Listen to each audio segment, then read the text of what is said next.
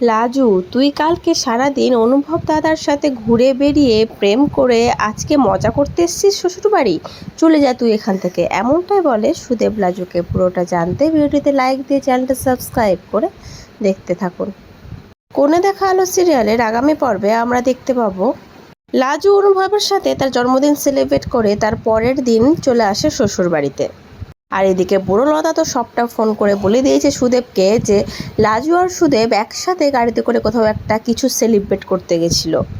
কারণ বুড়োলতা দেখেছিল লাজুর হাতে সেই গোলাপ ফুলের বুকেটা ছিল, আর লাজু খুব খুশি ছিল। সুদেবের রাগ তো তরতরিয়ে বেড়ে যায় যেই লাজুকে দেখে তার শ্বশুরবাড়িতে এসছে পরের দিন সকালবেলা। লাজুকে সুদেব বলে, দাঁড়া দাঁড়া, কোথায় যাচ্ছিস?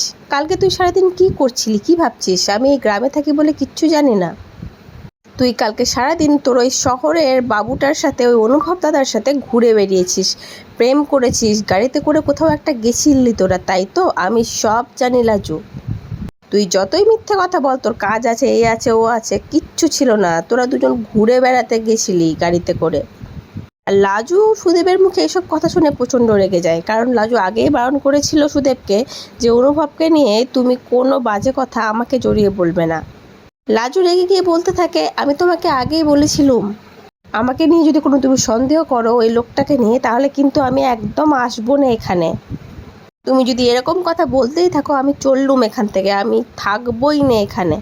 তোমাকে আমি অনেকবার বলেছি ওই লোকটার সাথে আমার কোনো সম্পর্ক নাই, আমি ওই ঘর থেকে বেরিয়ে এসেছি, একমাত্র ওর বউ প্রেগনেন্ট ছিল বলে আমি ওখানে ছিলাম। এত সব জানার পরেও তুমি এরকম কথা বলছো কি করে?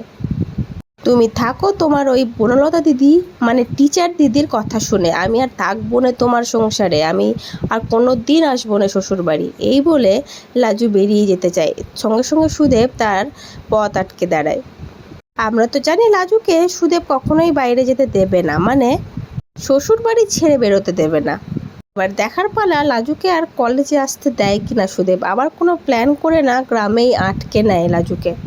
এই সবে সবে অনুভব আর লাজুর একটা ভালো স্টোরি শুরু হচ্ছিল, মানে দুজনে কাছাকাছি আসছিল, দুজনের মান অভিমান সব গলে যাচ্ছিল। কিন্তু আবার মাঝখানে সুদেব চলে আসলো। এবার যে কি হয় সেটাই দেখার। তো আজকের পর্বটা কেমন লাগলো অবশ্যই কমেন্ট করে জানিও। পরবর্তী আপডেট নিয়ে তাড়াতাড়ি আসছি, সঙ্গে থেকো, সাথে থেকো, চ্যানেলটা সাবস্ক্রাইব করে দিও। ধন্যবাদ।